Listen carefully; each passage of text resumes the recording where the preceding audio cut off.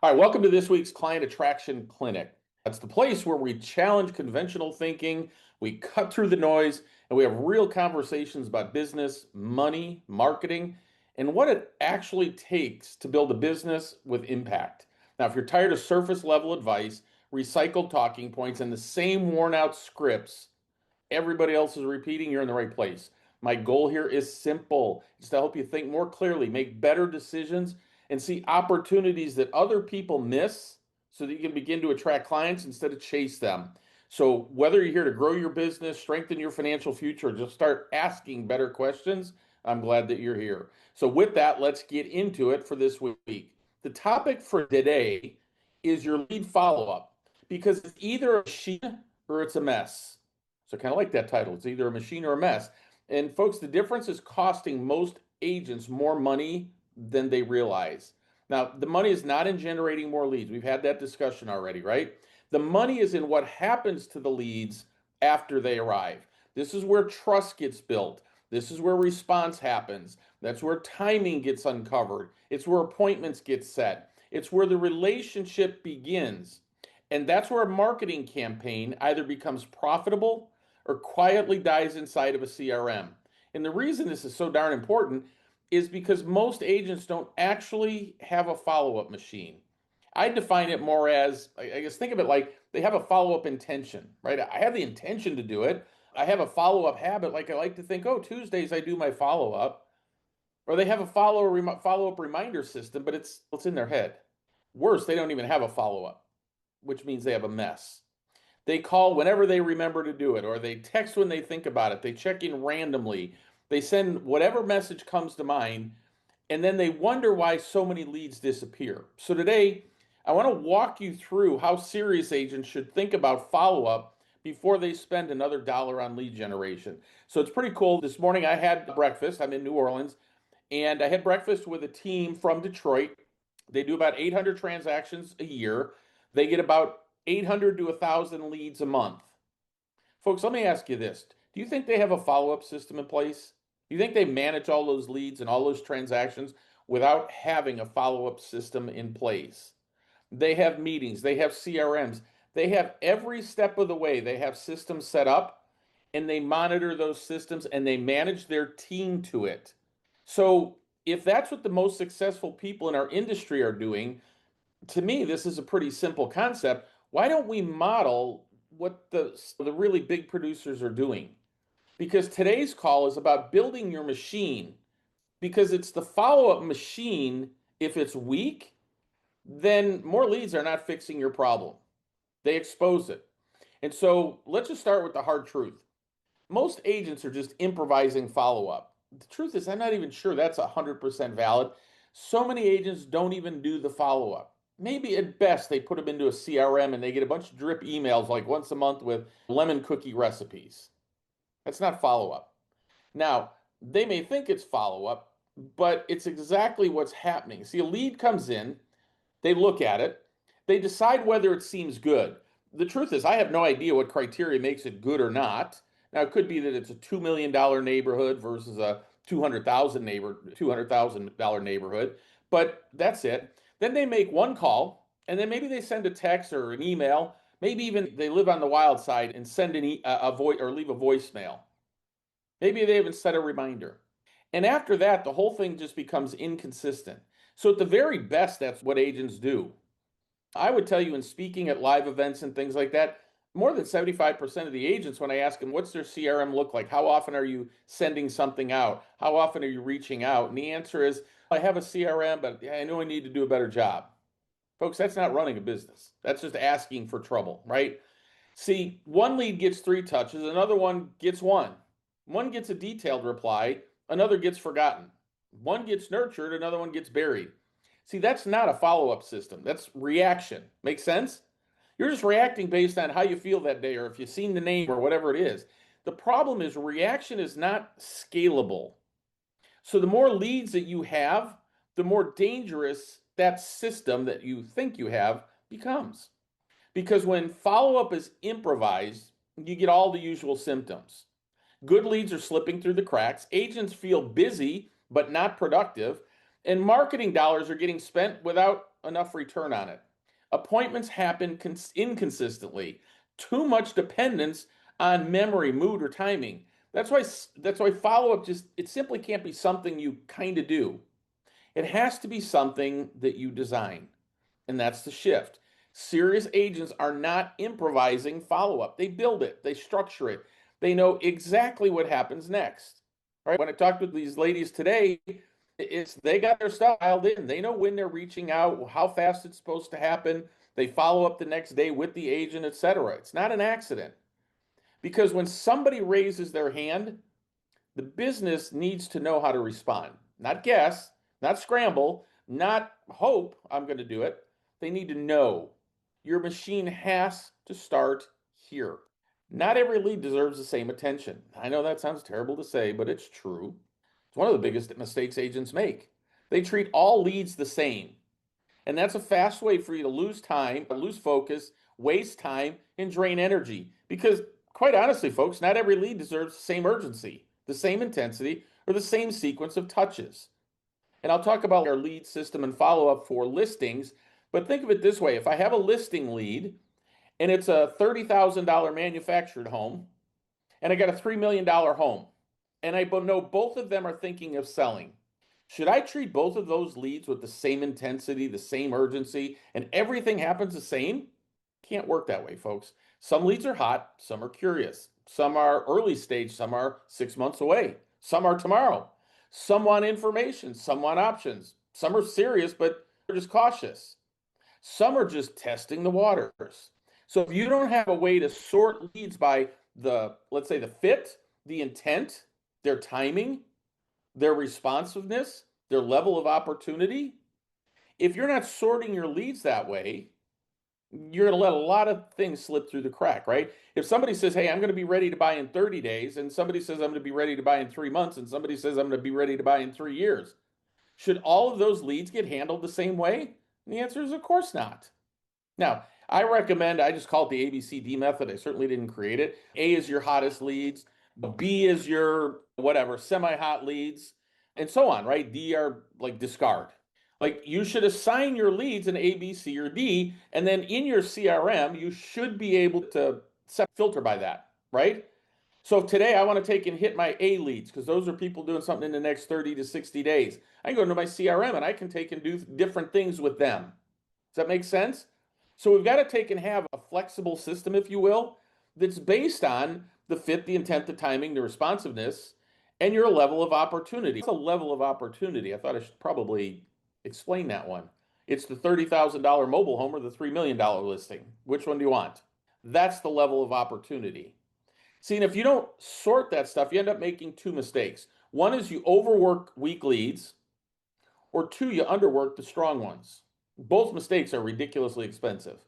A real follow up machine doesn't just touch leads, it sorts them. It helps you prioritize. So it starts to help you decide who needs a fast personal call, or who should go into a nurture campaign, or who needs education. Like we do some things with FISBOs where we educate them. Now, we do that education, and we know at the end of the day, if we do it right, they come back to us. But we teach.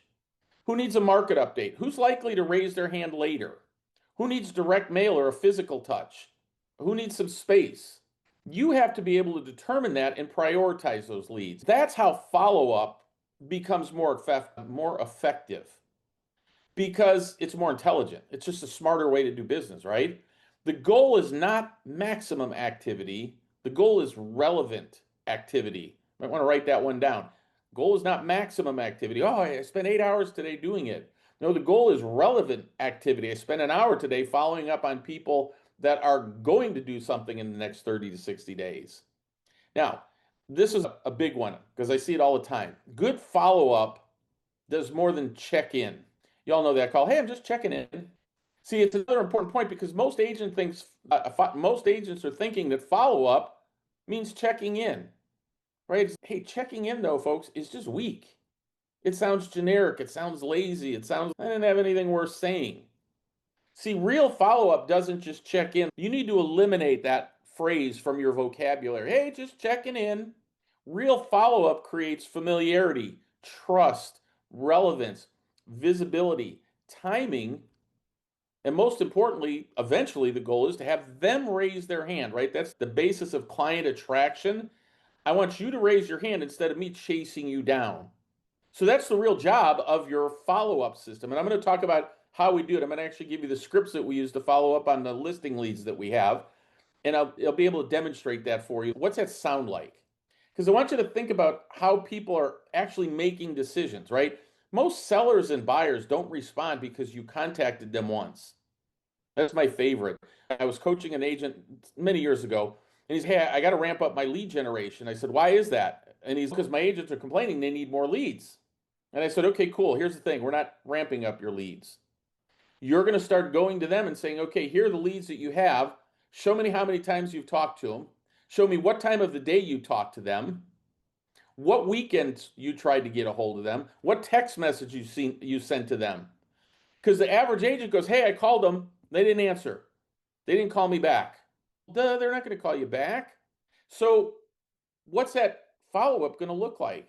See, they respond to us over time because they begin to know or begin to feel they know you or they've seen you. You seem credible, which is important, right? You sound informed. You better sound smart. Here's probably the most important one, folks. You're showing up consistently. You're not pushy. You're there to help. You're there to teach.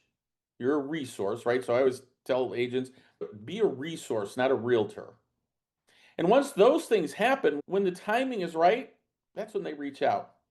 That's why consistent follow up matters so much. And here's the thing, folks, I'm going to tell you right now, right out of the box. Don't tell me you're just emailing. Yeah, I put them in my database. I got an email going out every 3 days. They don't read your emails very often. What else are you doing? So follow up is not about nagging them, because so often I hear, it's like, I feel like I'm nagging them. If you feel like that, you probably are. What value do you provide, right? See, what follow up is supposed to do for you, it's supposed to close the gap between something like, hey, I saw this guy once, versus, hey, I think this is the person I should probably talk to. See the difference? I've seen him around, versus, hey, I think this is the person I should talk to. That's huge. See, good follow up keeps you visible. It keeps you familiar. It makes you familiar, right? Because they start seeing your name and face. Folks, I don't care if they delete your email and don't read it. I'd rather they did. But if they didn't, at least they're seeing your face. Then when you create a campaign where they're seeing you multiple different ways, that's the best way to do it. Now, a lot of the money in this business really just sits right there. I promise you, there's hundreds of thousands of dollars in commissions in your database right now. But it is, I won't say it's never. It's too big of a statement. It's never the first contact. But I promise you, folks, it's about 98% of the time, it's never the first contact. It's how consistent you are. See, it's all about what happens after you get the lead and after the first contact. That's why cold calling now, I don't find it particularly useful because nobody answers their phone anymore. But if they're responding to something and then I'm just calling and leaving them a voicemail, that's building some familiarity. And then what I say in the voicemail is also important because I don't want to be doing those things like pestering and nagging and, hey, I was just checking in. Bad way to handle it. What's important, folks? The standard that I want you to think about adapting, the machine must handle the repetitive work. Your follow-up machine. It should handle conversations. It should handle appointments. It should diagnose problems. It should be advising. It should be answering their objections and closing. The other thing I say, should I take and use AI to call people and have a conversation? My answer to that is no. Now, if you're never going to call and have the conversation, then okay, do that. But I'm sorry, we're in the conversation business. But at the end of the day, people can tell if it's AI or not. But having a conversation with people, right? I'll give you an example. You go in your database. Hey, Bob, it's been a year since we did, and I was just calling to check in. How's everything going? Week. Hey, Bob, just calling to see if there's anything I can do for you.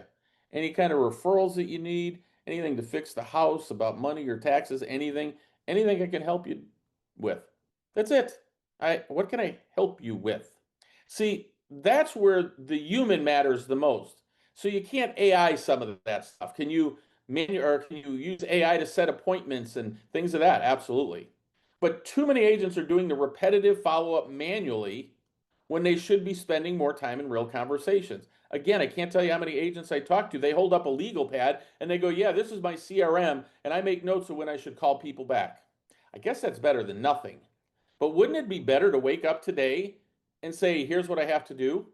So I think you've heard me mention that I created an AI prompt that actually will schedule my agents time for them and tell them what they're supposed to do today, right? So the agent tells the AI, "Here's what I do on Mondays, here's what I do on Tuesdays," and whatever. But every morning at 6 o'clock, they get an email from the AI, and it says, "Hey, Bob, this is what's on your schedule to do. Is there anything you want to add that you have to get done today?" And I'll check in after hours and see how you did, basically, is what it does.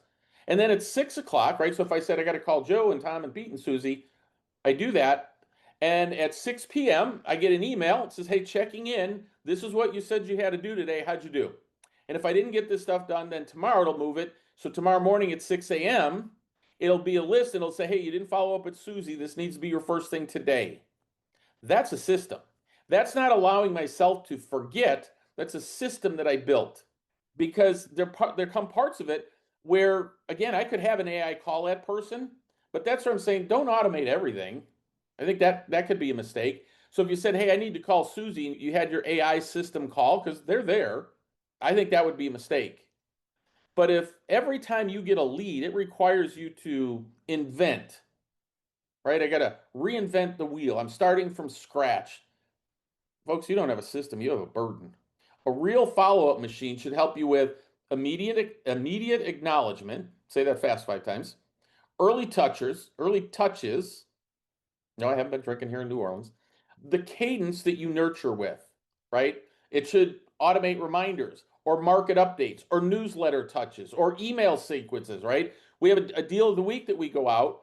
Same thing. We set AI up to take and gather the data for us, put it into the email format, and all my agents have to do is copy and paste it into their bold trail and send it out on Tuesday morning. The work's already done. And the truth is, if I spent more than an hour, I could probably figure out how I could take and move it from ChatGPT into Go High Level and just send it out every Tuesday. But there's a certain amount of touch and feel that I want an agent to have. Is it a really good deal? Things like that, right? What kind of text messages are you sending out? What kind of direct mail do they get? What kind of reactivation are you trying to do? See, that's what creates consistency and it reduces your waste. And what it does is it gives the agent more energy for the moments where their skill actually matters the most, when people raise their hand. That's the leverage. It's it's why it's better to follow up. Almost always makes every marketing dollar work harder because fewer leads are going to die from neglect. So what's a follow-up machine actually include, right? So let me break it down for you. So you might want to take notes of these. First, it's a fast initial response. Speed matters. Not because the fastest person always is automatically, but because speed creates advantage. When someone raises their hand, something should happen quickly. Could be a call, a text, a voicemail, an email, whatever. All your automation set up, right? But something has to happen. And I'll give you the script that we use, and I'll talk a little bit about it and what I think is too fast. I think there can be too fast of a response because fast response communicates professionalism. It's going to capture them while their interest is alive and it's going to create momentum for you. A slow first response forces you to recover lost ground. "Oh, I'm sorry, I meant to reach out to you yesterday." Folks, if you're saying that or you're thinking you have to say that, you already lost. The first response gives you leverage. Number two, you need a nurture cadence. What does that mean? Not every lead is now. That's normal. So what happens to the not now leads? That's where the nurture comes in. Do you have a nurture cadence? One of the things our deal of the week does for us, it's a nurturing cadence. Goes out every Tuesday, and we simply ask them, "Hey, if you want any information on this home, hit me back." There's language that we have. We have the exact verbiage written out. We don't vary from that whatsoever because it's simply designed for somebody to reply to the email and say, "Yeah, could you send me information?" They raise their hand. See, a nurture cadence means you have a rhythm to your follow up. Not random, not emotional, not whenever you remember, "Oh, yeah, I didn't send out my deal of the week this week." Nope. A rhythm. Maybe it's immediate touch. Maybe it's 24-hour follow up. Maybe it's 3 days or a week. Monthly value touch, right? We send out a newsletter every week about what's happening in our area. Again, folks, we have AI do it and write it, and it gets copy and pasted into the CRM and it goes out. It's like maybe a 5-minute task every week. Why do I want the agent to copy and paste it? Because I could automate it. Because I want them to read what the AI came up with and make sure it's relevant and valuable. Is it direct mail every couple of weeks or maybe just a strategic reactivation? What's that look like? I could be into a database. Haven't heard from you in a while, haven't responded to anything. Hey, just let me know if you want me to take you off my database and stop getting these deal of the week emails. And if they yes, you get an answer back that says, yes, stop. You just sort it, right? You took them to a D lead in that point. See, the exact timing is going to have to vary. But the point is this, a lead shouldn't disappear just because they didn't move immediately. Timing changes, life changes, motivation changes. You guys all have, we've all had this, right? Whereas, man, this person, I haven't heard from them in 6 months, or like Karen, we're talking beforehand, she's been working with this woman for 5 years to make an offer. She finally wrote an offer. Timing changes, motivation changes. It's the follow up machine that exists to stay relevant until the timing catches up to when it's right. The next thing, you have to have text and email. You've got to reach out and touch that way. They don't answer the phone anymore. So it's not even an option. That's part of really a 21st century, really, we're into the second decade of it. It's just part of the modern follow up now. But they do need to be useful, not robotic, not spammy, not desperate. The best touches feel simple, they're relevant and specific. Maybe it's something like, hey, a quick confirmation. Hey, just wanted to see if you could make our class this week on how to sell your home for the highest market value without hiring an agent. Maybe it's a monthly value update. Maybe it's a link to something useful. For us, we use that what's happening in our neighborhood or what's happening in our community newsletter, right? But it's a question that opens up the conversation. A follow-up tied to what they requested. See, not every touch needs to close. I would tell you, stop trying to close on leads and start trying to be a resource. A lot of touches just need to keep the relationship alive. Next is visibility content. It's not just direct, it's about visibility. How often do they see you? It could be your newsletter, it could be your market updates, it could be your videos, it could be your social media, your direct mail. How many of you guys get leads and try and find them on Facebook or LinkedIn and connect with them? Your direct mail, your neighborhood content, your deals, the educational things that you do, all that counts, right? For us, we educate on the whole Equity Max system. Hey, we're teaching a class on how you can get your 30-year mortgage paid off in 10 years or less. You want to come? That's a casual piece. Because by the time you actually speak, the call no longer feels cold. They feel like, hey, I've seen this person. Hey, if they're on a 45-minute webinar with you about how to pay their house off or how to sell their home, guys, the selling is done for you. It lowers the resistance, it builds familiarity, it builds trust, builds expertise, and familiarity matters. Then there's physical touches. That's number 5. It's way underused now, right? We keep hearing it's, oh, nobody looks at the mail anymore. Yes, they do. See, a real follow-up machine is going to include things like a direct mail or a note card or neighborhood reports, seller guides, things like that. Emails get buried, texts get ignored, physical touches stand out differently. That's how we do it for listing leads. And then the handoff. See, this is critical. The machine is not the end of the goal. The machine seems to exist to reveal the moments where you need to step in. That might be when somebody replies to a text, opens multiple emails, clicks a seller resource, scans a QR code, requests an updated value, stuff like that. See, that's when the agent takes over and does what only an agent can do, have a real conversation. Because on the conversation, here's what you need to do. You need to diagnose where they're at, you need to advise, and you move it forward. That's the balance. That's your machine for consistency. So let me give you a real world example of how we generate and convert seller leads, right? So we have high intent seller leads. We know these people are online looking to sell their house. But I want to make this real for you because sometimes people hear all this and think, yeah, okay, cool. Sounds good in theory. Yeah, I've heard that before.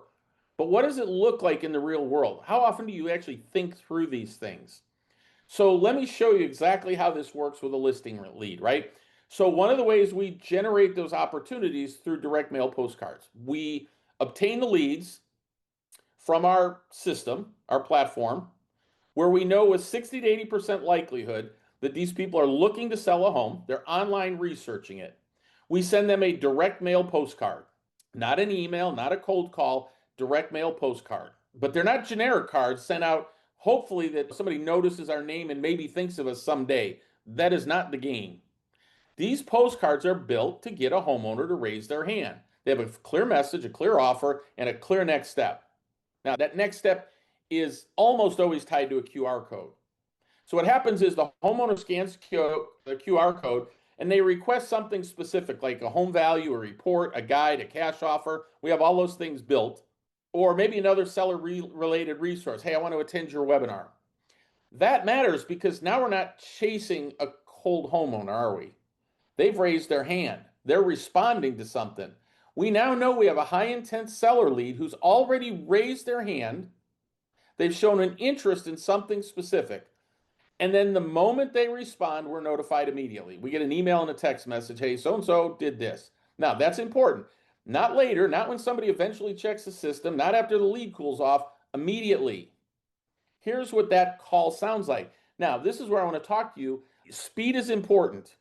But if you request like a home valuation, that's the first postcard in our system, and it gets delivered right away, and 30 seconds later you're calling them. Do you think that's, what's the word? Maybe not creepy, stalky, whatever you want to call it. I do. I think that's too quick. 15 to 30 minutes, quick. So let's see what this sounds like for most agents. If I told you to call them, tell me if this is what it would sound like. Hey, this is Bob with eXp Realty. Hey, you recently requested the online value for your home, and I wanted to follow up to make sure you received it. You only have a yes or a no. So if they say yes, typically the typical agents go, great, any questions on it? What's the answer that everybody says? No. Or they say, I didn't get it. And you go check your spam. I'll call you back in a couple days to follow up on it. No, if I have any questions, I'll call. That's typically what it would sound like, right? Here's what we would say. And we have their name, right? So I would go, hey, Joe, this is Bob. Hey, listen, a little while ago, I sent over the online value for your home that you requested. And I was just calling for two quick reasons. We'll be done in 30 seconds. First, make sure you receive the darn thing. Now, I know they got it. So usually they're going to say, yeah, I got it. Cool. So my second question is, did that number look high, low, or about right to you? I didn't ask them a yes or no question because I typically know the answer is going to be, no, I don't have any questions. Did that number look high, low, or about right to you? Which of those two scenarios do you think does a better job of drawing out a conversation? That's the difference between a lead machine. We've thought this through. We've tested this because now the machine's already done part of the work. It generated the hand raise and it got the raise so that I can respond quick. And now the next stage begins, right? This is where a lot of agents ruin perfectly good leads because they get the lead and they go straight into the sales mode. You're pitching or you're pressing it, or they start acting like a homeowner requested a listing appointment. In reality, they just requested information. That's a huge mistake. See, what we do is different. We follow up with a proven script, but the point of the script is not to force an appointment. Because whatever they say, high, low, or indifferent, hey, that's awesome. Now remember, this is just an online valuation tool. It's just computer algorithms. If it's okay with you, I can do a much more detailed report for you. It'll take me about 24 hours, and I can shoot that over to you in an email. Can I do that for you? People don't want to be rude, so they go, yeah, that's the next step in the phase. And then when we send them a home valuation, again, it's something we built with AI that takes you 30 seconds to do, but it totally separates you from everybody else. See, that's the difference. The point's to begin building that relationship. Because if somebody requests a home value, for example, we just don't call them and go, so when are you going to sell? I know there are agents who do that. A, it's wrong. Two, it's just too aggressive. It's too early. It's too tone deaf for where they're at in the process. Instead, make the call sound more natural. It's easy. It's normal. It's not a harassing phone call, if you will, right? So our goal is to just simply get them talking. It gives us their opinion, also gives us insight into their mindset or their time frame, and it opens the conversation without pressure. So that's how we handle those leads. We're not hard selling. We're not forcing. We have a system in place to do that. We're giving them something useful. We build trust. We're showing competence. We're just moving the relationship forward one step at a time. And the reality of it is, folks, in 2 weeks, they're going to get another postcard from us. And 2 weeks after that, they're going to get another postcard for 8 weeks. And if at any point they scan any of the things that we send them, it automatically sends them into a monthly postcard with a neighborhood update and a new valuation of their home. They're not going to forget about us. And then we have a series of other things that we do, right? Because we're not trying to win the business on the first touch. We're trying to open the relationship the right way. And it's a really critical mind shift you really need to make, right? A lot of the agents just think follow up means, hey, get the appointment right now. But often the real win is how do I start the relationship right now? Two very different things. And when you combine things like direct mail and QR code response and immediate notification, all that stuff, our goal is to get the hand raised. The tech will create the speed, the script creates the trust, and the trust creates the next conversation. That's how you make high intent seller leads more valuable. And that's exactly why I keep saying the money's not just in generating the lead, the money's going to be in what happens next. Now, this is the part that I really want to drive home. Better follow up doesn't just make you sound more professional, it makes your marketing more profitable. We're in the business to make money, aren't we? Because the easiest way to lead, the easiest way to waste a lead is the one that you've already paid for. Think about how much money gets lost simply because nobody responded fast enough, or nobody followed up long enough, or the lead wasn't sorted properly, or I don't know, the messaging was generic, the nurturing was weak. Nobody recognized the buy signal. See, those are expensive mistakes. So when an agent says, hey, I need more leads, sometimes what they really need is to stop losing the leads they already have, which is a much smarter first move. Because when you improve the follow up, your conversion goes up, your ad dollars work harder and better, direct mail works harder, your database gets more valuable, your pipeline becomes more stable, and probably the most important of all is your confidence goes up. And now, when you do scale your lead flow, it scales into something that's structured, not chaos, right? Remember, raised hands are the goal. It's probably the heart of our philosophy. You want to build a system that creates raised hands, not just touches, not activity, not random follow up, raised hands. And a raised hand is when somebody says, yes, send it over. Yeah, I want that report. Yes, I'd like to talk. Or I don't know, can you help me with this? Or I'm thinking about moving. Or I need an updated value. That's what the machine is supposed to create. And the reason that matters is simple. Agents waste too much time trying to force conversations with uninterested people in low probability ways. A better follow up machine creates more moments where the prospect makes the move towards you. That's client attraction. That's when selling gets easier because now you're not manufacturing interest from scratch. You're responding to an interest that's already matured. It's efficient, it's profitable. And isn't that the kind of system most agents would want to build? So, what do you do next with all this? If you're listening to this and you're thinking, oh, all right, I need to fix this, where do I start? Ask yourself this: do I have a clear first response process? Do I have a real nurture cadence? Do I have a useful email and text touch? Do I have visibility content? Do I have physical follow up? Do I know when the machine hands off to me? Do I sort leads by timing, fit, and intent, or am I just improvising? See, that's your audit. And the answer is that if things are still feeling scattered, you haven't fixed that. And that's okay. You now know what to work on. The point of it is to see it clearly because once you fix the follow up machine, everything else starts getting better. Your conversations improve, your stress drops, your marketing dollars work harder, and the whole business starts to feel more intentional. And most importantly, you're starting to cash closing checks. So here's the big takeaway: your follow up is either a machine or a mess. Really, not much middle ground. And before you spend another dollar on lead generation, you need to know which one you have because the money is not in getting more leads, the money's in what happens next. It's in the fast response, it's the sorting, the nurture, the visibility.